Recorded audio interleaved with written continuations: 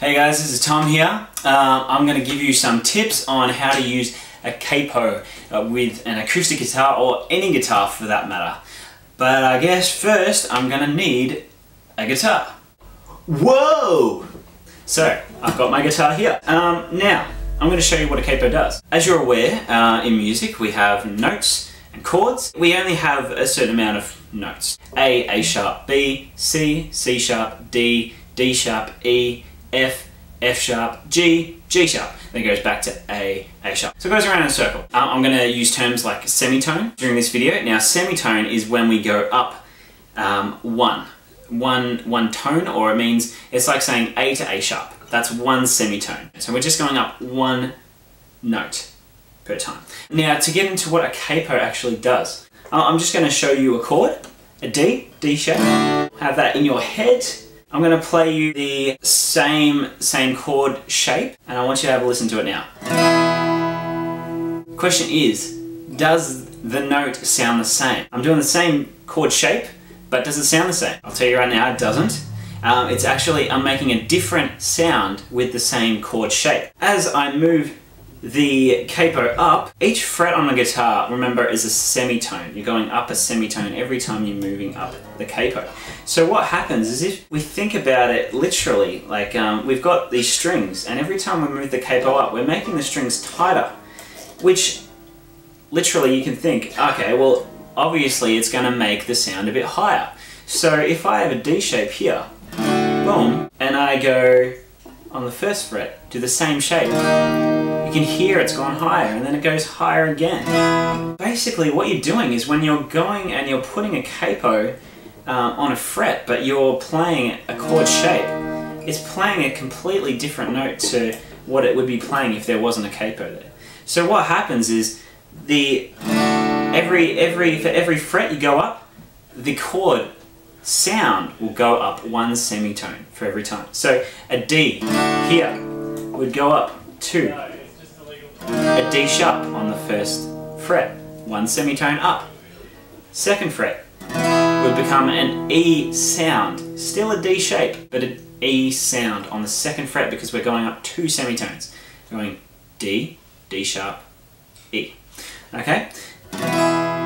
So you can hear how that sort of changes things. Similarly, what do we do if we have a D shape, but we want to change the sound of the chord without changing the notes? So what I mean by that is changing not the actual key or the notes, but changing how it sounds, like the frequencies, so the highs and the lows, that sort of thing. I'll get into that sort of stuff a bit later, but for now, let's just say it's a different sound. We want to get a different sound out of the same chord. So I've got a D. I want to make a D, but I want it to sound different than that. What we can do is we can actually use the capo to go higher up the fretboard, change the chord shape, but still have the same notes.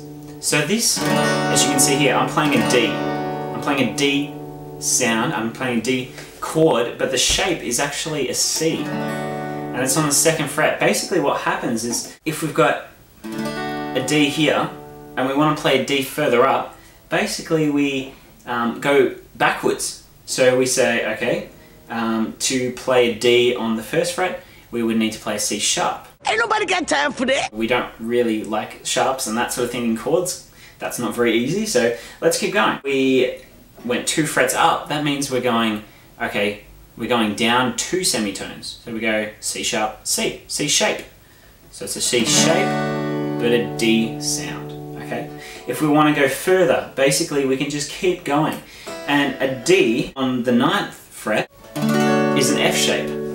So we can use this in especially like church music, when a song's in the key of like B or F sharp, or keys that are just annoying. What you can do is you can just use the capo on an acoustic guitar or an electric guitar to get the chords that you find easy to play. So what I generally do is, if I've got a song in the key of B, man, I don't want to be playing no bar chords. Ain't nobody got time for that. And plus it doesn't give as good a sound as I probably want it from an acoustic guitar. So what I would do is I would use the fret and say, okay, I really like a G. I really like a G. A G is a good chord.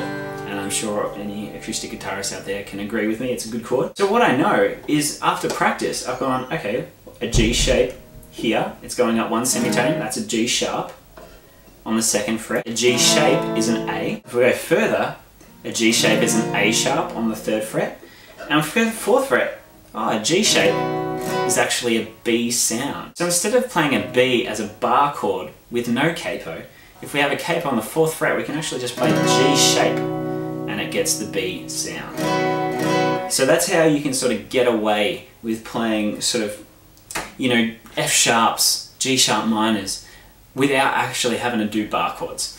So for instance, like One Way is just one way, Jesus, I'm the only one that I could live for. What I was playing there was B, F sharp, G sharp minor, and an E. Okay, I'll let you to sort of think about that, and look, if this doesn't make much sense, I encourage you to just make some comments below or whatever, and I'll see if I can help answer those. But I want you to sort of just have a look. If this is something you might be interested in as a guitarist, I would encourage you to just go away, do some research, see if you can figure it out. It's just, it's pretty much like a formula. If I'm doing the same chord shape, but I keep going up by a fret each time, it's going up by a semitone each time. So a D shape here, D, D sharp, E, F, F sharp, blah blah. And if it's what we want to do is we want to take the same chord, but we want to turn it into something that is more easier for us. We go backwards. So we say, oh, okay, a B is a B shape on no fret, okay? So if we go up one semitone, it would be an A sharp or a B flat, which is just this. If we go down another fret, remember we're going backwards, so we're going below A sharp now, so below an A sharp, one semitone is A. And if we go further again, G sharp, which is that, and then 4th fret, we know it's a G shape. Boom. So I encourage you to think about the shapes and the sounds. So just because it's the same chord shape doesn't necessarily mean it's making the same sound. Just because it's in a hard key doesn't mean you have to do bar chords. You can always get away with not doing bar chords. I'll encourage you on that one. But yeah, any questions, just let me know. I'd love to get your feedback. Thanks. Bye.